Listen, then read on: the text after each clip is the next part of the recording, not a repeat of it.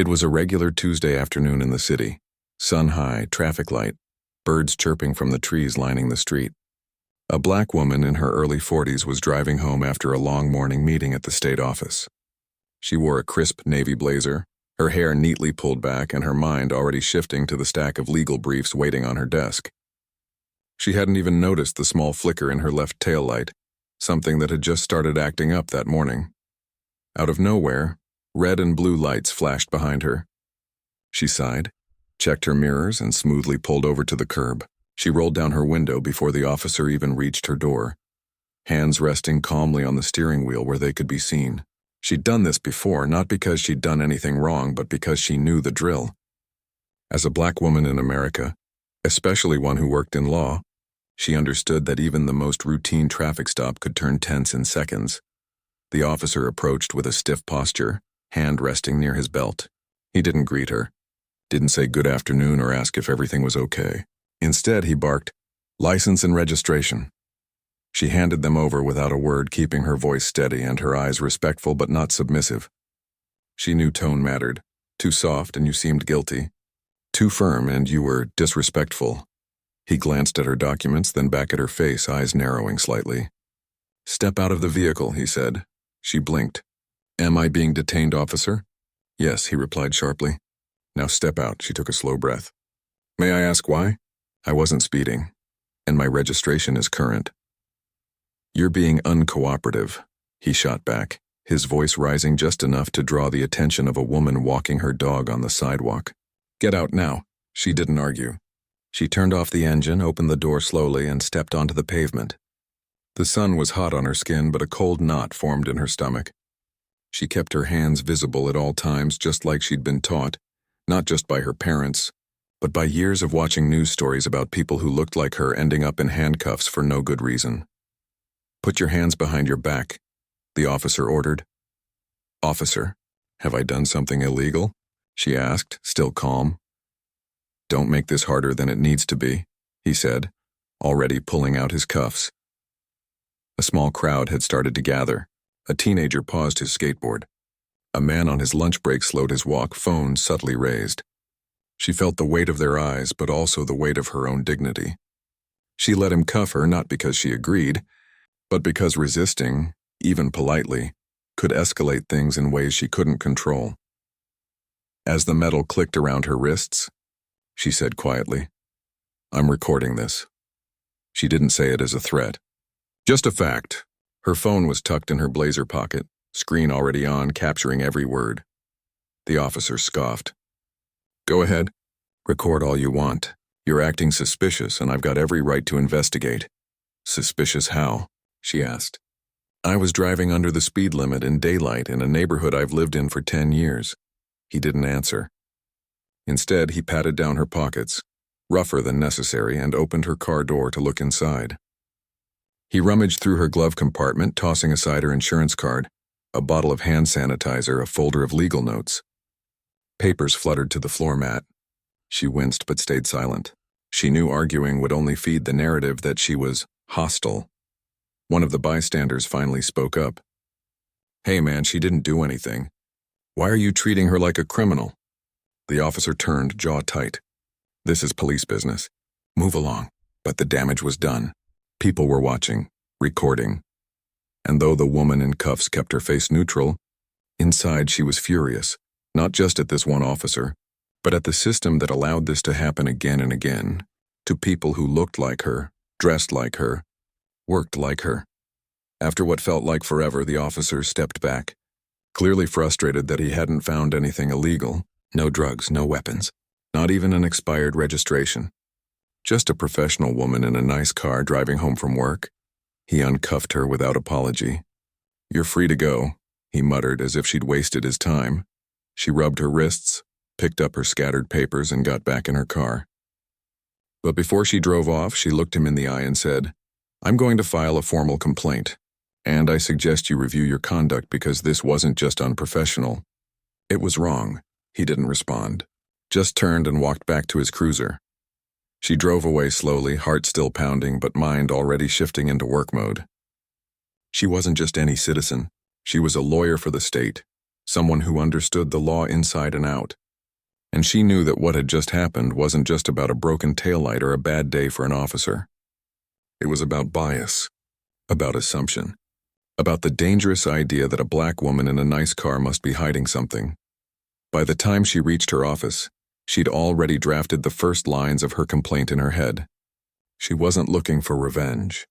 She wasn't even looking to get the officer fired, at least not yet. What she wanted was accountability. She wanted someone to admit that what happened wasn't okay. And more than that, she wanted to make sure it didn't happen to someone else who didn't have the same knowledge, the same position, or the same voice to speak up.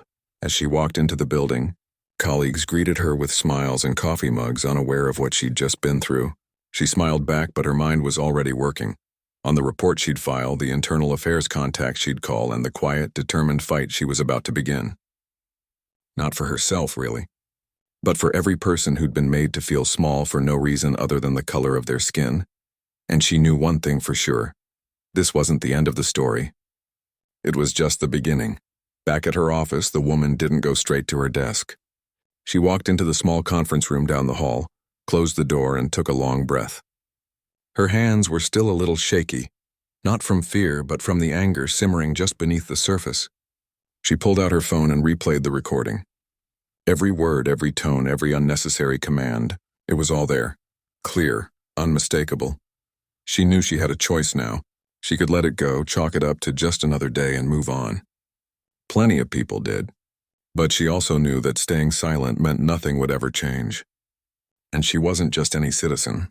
She worked for the state. She had a voice that could be heard. She spent the next hour writing a detailed complaint. Not emotional, not exaggerated, just facts. Time, location, badge number, she'd memorized it the second she saw it, and a clear description of what happened. She attached the video.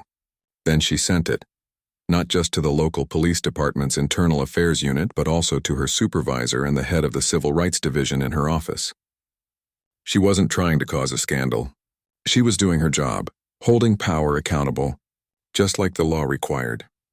By late afternoon, things started moving faster than she expected. A junior officer from the same precinct, someone she'd met months ago during a joint training session on legal procedures, called her office line. He sounded nervous but sincere. "I saw the footage," he said quietly, "and I just wanted you to know that not all of us think like that. Some of us are trying to do better." She thanked him. That small call meant more than he probably realized. It reminded her that change wasn't just about punishing bad actors. It was also about supporting the good ones. But the real turning point came around 5 p.m. Word had already started spreading inside City Hall. Someone in communications had seen the complaint and recognized her title. Within an hour, the police chief's office reached out directly, not with excuses, but with a request to meet first thing the next morning. They wanted to address the matter personally. She agreed. But she also knew that once this got out, it wouldn't stay quiet for long. Sure enough, by evening, a local news reporter who happened to follow her on LinkedIn saw her vague but pointed post about the cost of driving while black, even in a suit. The reporter dug a little, made a few calls, and by 9 p.m., a short clip from her video was circulating on social media. Not the full thing, just the part where she's asked to step out of the car for no clear reason, then cuffed while calmly asking why. People were furious. Not just in the city, but across the state. Comments poured in. "She looks like my sister. That could have been my mom. She's literally a lawyer for the government, and they treated her like a suspect." The next morning, before she even got to her meeting with the police chief, her phone was buzzing nonstop. Colleagues, friends, even strangers sent messages of support. One message stood out. It was from a retired judge she'd worked with years ago. It simply said, "You're doing the right thing. Keep your head high." At the police station, the atmosphere was tense but respectful. The chief met her in his office, no uniform, just a button-down shirt. He looked tired. "I've watched the footage 3 times, he said. "There's no justification for what happened, none." She didn't interrupt. She let him speak. He explained that the officer had been placed on administrative leave pending a full investigation. He apologized, not in a robotic PR way, but like a human who understood the weight of what had occurred. But then came the moment that changed everything. As they were wrapping up, Another officer, a sergeant, walked in holding a tablet. "Sir," he said, glancing at her, "we just pulled the body cam footage from the cruiser. It matches her recording." He paused. "And I think I know who she is." The chief looked confused. "What do you mean?" The sergeant turned the tablet toward him. On the screen was a photo from a recent interagency workshop on constitutional policing, a mandatory training all city departments had attended last month. There she was, standing at the front of the room, presenting on legal boundaries during traffic stops. The chief's face went pale. "You're the state counsel who led the session on lawful detention protocols," he said, turning to her. She nodded. "Yes, I am." The room fell silent. The irony was thick enough to choke on. The very officer who'd violated those protocols had just humiliated the person who'd spent hours teaching others how not to do exactly what he'd done. The chief stood up slowly. This makes it worse," he admitted. "You weren't just any driver. You were someone who trusted us to follow the rules we'd just spent a day learning." She didn't gloat. Didn't say, "I told you so." Instead, she leaned forward slightly and said, "What matters now isn't who I am. It's what happens next. Because if this can happen to me with my title, my training, my access, imagine what happens to people who don't have any of that." The chief nodded. "We'll launch a full review, not just of this incident, but of his past stops. And we'll share the findings with you and with the public if appropriate." She left the station feeling a strange mix of relief and exhaustion. But also something else, hope. Not because one officer was suspended, but because the system, slow, flawed, and often broken, was finally being forced to look in the mirror. By lunchtime, the story had gone statewide. News outlets weren't just reporting the incident. They were interviewing legal experts, community leaders, even other officers who admitted this kind of profiling was more common than people wanted to believe. And through it all, she stayed calm in every interview, always bringing the focus back to policy, not personality.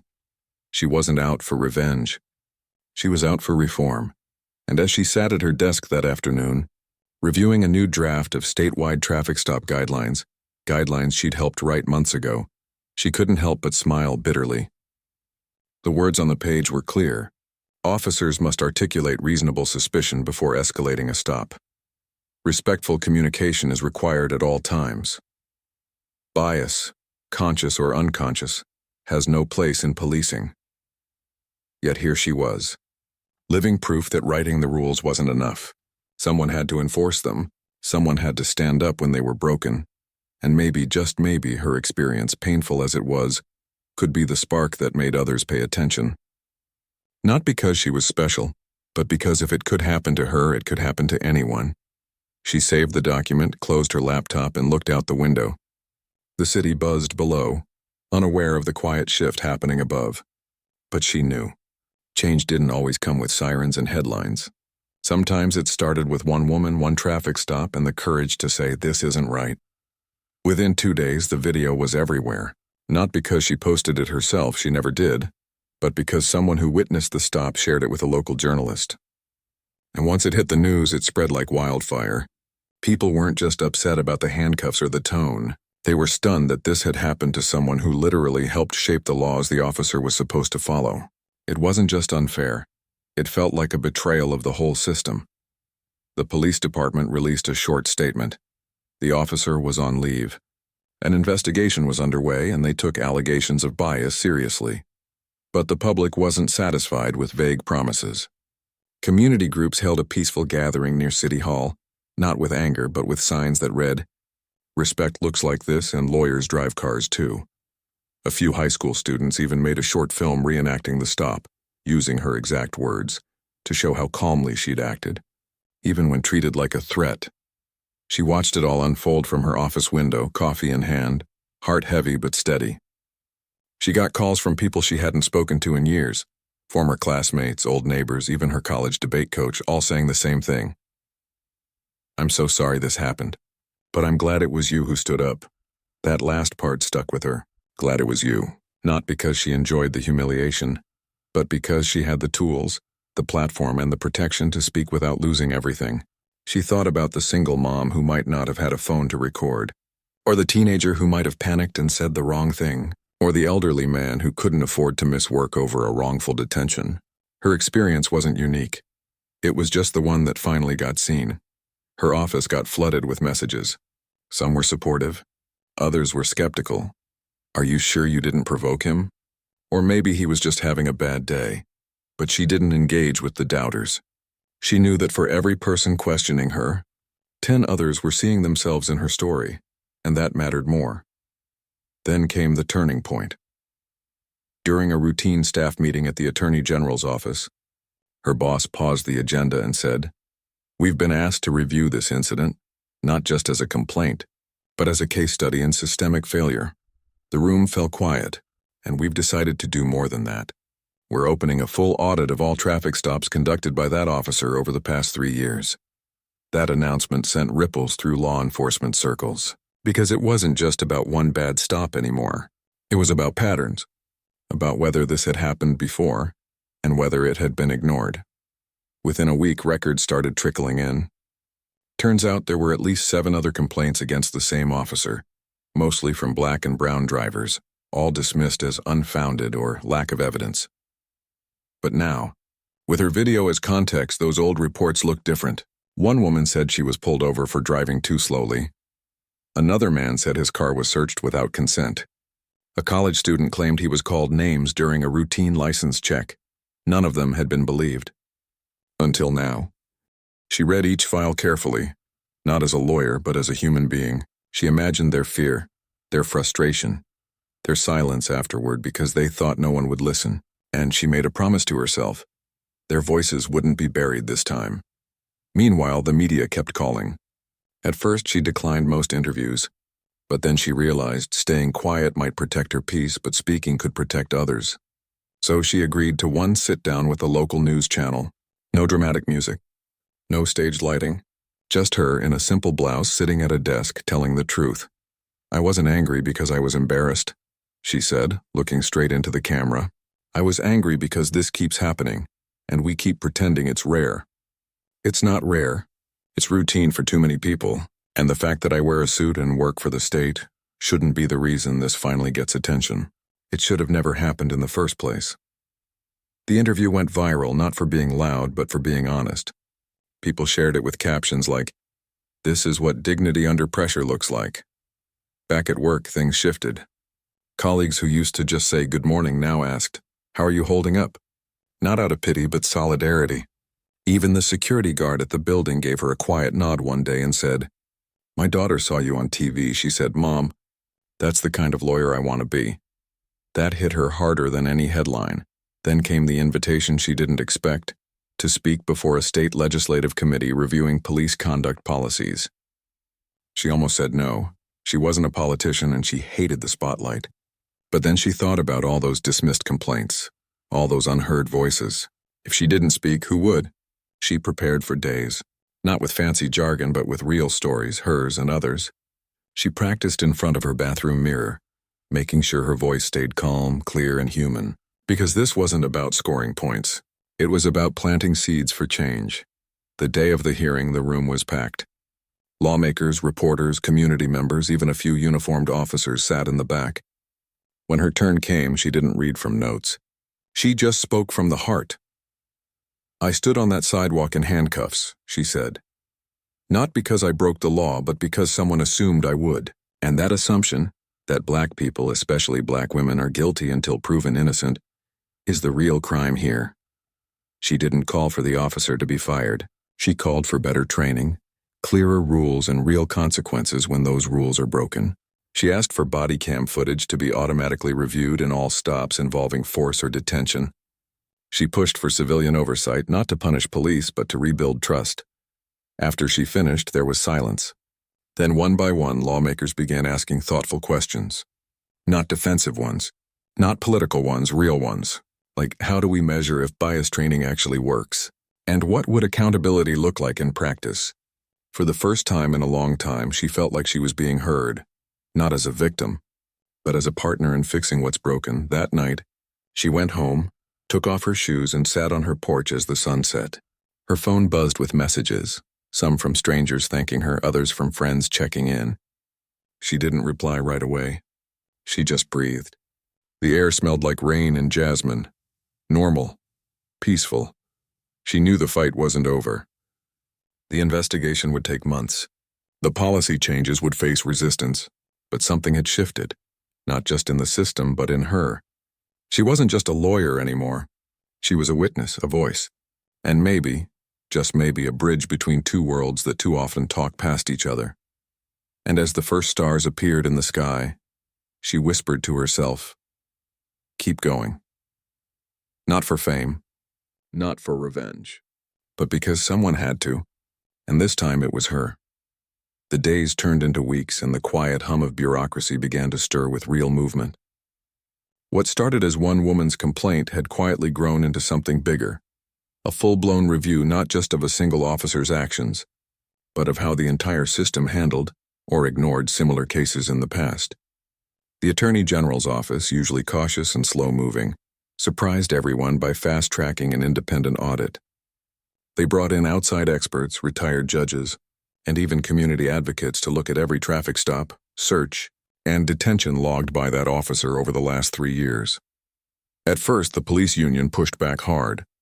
They called it a witch hunt, claimed the officer was being sacrificed for public opinion, and insisted the stop was within protocol. But their arguments started to crumble when the audit team uncovered something no one could explain away. In over 60% of the stops involving black drivers, there was no clear legal justification recorded, no speeding, no broken lights, no warrants, just vague notes like suspicious behavior or nervous demeanor, phrases that, on paper, sounded harmless but in practice were often code for bias. She read those reports late at night, long after her office had emptied. Each file felt personal, even though she didn't know the people involved. One was a nurse driving home after a double shift. Another was a college student on his way to a tutoring job. None had criminal records. All had been treated like suspects. And none had filed formal complaints, probably because they didn't think it would matter. Now, thanks to her standing up, their experiences were finally being seen, not as isolated incidents, but as part of a pattern. Meanwhile, she was asked to lead a new task force, small but powerful, focused on rebuilding trust between law enforcement and the communities they served. It wasn't just symbolic. They gave her real authority to draft new training modules, to recommend policy changes, and to sit in on internal reviews. She accepted, but only on one condition: that the group include people who'd actually lived through these stops. Not just lawyers and cops, but barbers, teachers, delivery drivers, and pastors from neighborhoods most affected by over-policing.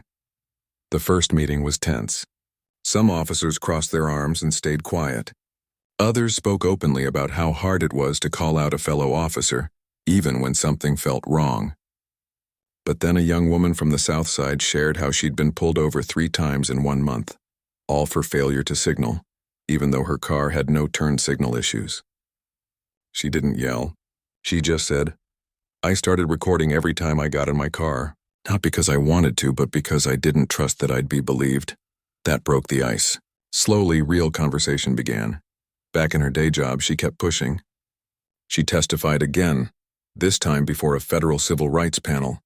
They weren't there to punish, but to understand, and she gave them exactly what they needed: facts wrapped in humanity. She didn't paint all officers as villains. She spoke about the ones who'd apologized, who'd asked how to do better, who showed up to community meetings even when it was uncomfortable. "This isn't about good cops versus bad cops," she said. "It's about building a system where doing the right thing is the easiest thing to do." Her words started showing up in training manuals. Police academies in 2 neighboring counties reached out, asking if she'd help redesign their bias awareness curriculum. She agreed, but only if former community members co-taught the sessions. "You can't teach empathy from a PowerPoint," she told them. "You have to hear real voices." At home, life tried to return to normal. She still made coffee every morning, still walked her dog, still laughed at silly memes her sister sent. But things were different. Strangers recognized her at the grocery store.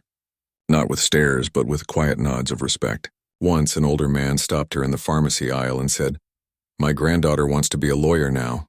She says you showed her it's possible to stand tall and still be kind."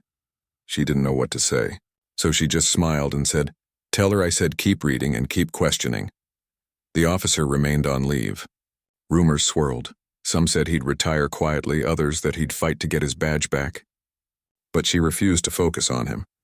This was never about one person, she told a reporter who asked if she wanted him fired. It's about making sure the next person doesn't go through what I did, or worse. And then came the biggest shift of all. The state legislature, moved by the testimony and the data, passed a new law. All traffic stops must now include a clear, verbal reason recorded on body cam before any escalation. Officers must complete quarterly training on implicit bias, and every department must publish annual reports on stop demographics. It wasn't perfect. It wouldn't fix everything overnight. But it was a start, real written-in-law change sparked by one ordinary afternoon that went wrong. She didn't celebrate with champagne or speeches. She celebrated by going to a community center and helping a group of teens draft their own Know Your Rights pamphlet. They asked her 100 questions. What if they don't believe me? What if I'm scared to speak up? She answered each one honestly. You don't have to be brave all at once, she told them. Just be clear, stay calm. And know that your truth matters even if it takes time for others to hear it. One girl raised her hand. Do you ever wish you hadn't recorded it? That you'd just stayed quiet? She thought for a moment. No, she said, because staying quiet would have meant letting them win. And I wasn't raised to let injustice win. As the sun set that evening, she walked back to her car, this time with a new taillight, just in case. She got in, started the engine, and drove home without a single siren behind her. But she knew the journey wasn't over. The real work wasn't in the headlines or the hearings. It was in the small moments. The officer who paused before making an assumption, the teenager who knew her rights, the system that finally started listening, and she'd keep showing up. For all of them. Not because she wanted to be a hero, but because someone had to keep the door open for the next person walking through it. 6 months later, the city felt different, not in a dramatic overnight way, but in the quiet shifts that only people who live it every day would notice. The police department had new signs in their lobby. Your rights during a stop, printed in 3 languages. Officers now greeted drivers with good morning before asking for papers. And body cam footage wasn't just stored away. It was reviewed monthly by a civilian oversight panel that included teachers, small business owners, and retired social workers. The officer who'd made the stop. He didn't return to duty. After the internal investigation confirmed a pattern of unwarranted stops, especially targeting black and brown drivers, he was let go. Not with a scandalous press conference, but with a simple statement. Employment terminated due to repeated violations of department policy. There was no grand punishment, no jail time, just accountability, plain and clear. And for many, that was enough. Not because they wanted revenge, but because they finally saw that rules applied to everyone, even those with badges. But the real change wasn't in the firing. It was in what came after. The woman who'd been pulled over that afternoon was now leading a statewide initiative called CLEAR. Conduct on a program that trained both new recruits and veteran officers on de-escalation, cultural awareness, and the legal limits of police authority. She didn't lecture from a podium. She sat in circles with officers, shared stories, and asked hard questions. What would you do if your sister was treated like that? How would you feel if your child was scared to drive at night? And slowly, minds opened. She also made sure the program wasn't just about policing, it was about partnership. Every training session included community members. A grocery store owner who'd been stopped 5 times in 1 year. A high school coach who taught kids how to stay safe during encounters with law enforcement. A retired nurse who'd once been handcuffed for looking suspicious while walking her dog. Their voices weren't background noise. They were central to the conversation. Back in her regular job, she turned down a big promotion that would have moved her into a quieter, more administrative role. When her boss asked why, she said, I'm needed right where I am, close to the ground, close to the people. She knew that real change didn't happen in corner offices. It happened in classrooms, in patrol cars, in neighborhood meetings where trust was rebuilt one honest conversation at a time. Her story had become part of official training now, not as a cautionary tale, but as a case study in dignity, resilience, and the power of speaking up. New officers watched the footage not to shame, but to learn. See how calm she stayed? That's not weakness. That's strength. And see how the officer escalated without cause? That's what we're here to unlearn. She never sought fame. In fact, she rarely gave interviews anymore. But when she did, she always brought it back to the bigger picture. This wasn't about me, she'd say. It was about every person who's ever been made to feel like they don't belong in their own car, on their own street, in their own city. At home, life had settled into a new rhythm. Her dog still barked at squirrels. Her coffee still spilled on legal briefs. But now, when she drove, she didn't grip the wheel tighter at the sight of flashing lights. Not because she trusted the system completely. She knew better than that, but because she knew her voice mattered. And she wasn't alone anymore. One Saturday morning, she volunteered at a youth legal workshop at the local library. A group of teenagers sat around folding tables, practicing how to politely assert their rights during a traffic stop. One boy, maybe 16, raised his hand nervously. "What if they don't listen?" he asked. "What if they get mad?" She looked at him gently. "Then you stay calm, you stay safe, and you remember, you have people behind you. Lawyers, neighbors, teachers, even strangers who care. You don't have to fight alone." After the session, a girl hung back. "My mom told me about your story," she said, eyes wide. "She said you showed her that standing up doesn't always mean yelling. Sometimes it just means staying still and telling the truth." The woman smiled. "That's exactly right." As she walked out of the library, sunlight warm on her shoulders, she passed a bus stop where a young woman in a suit waited, briefcase in hand, scrolling on her phone. For a split second, their eyes met, and the young woman gave a small, knowing nod. No words needed. Just recognition, solidarity.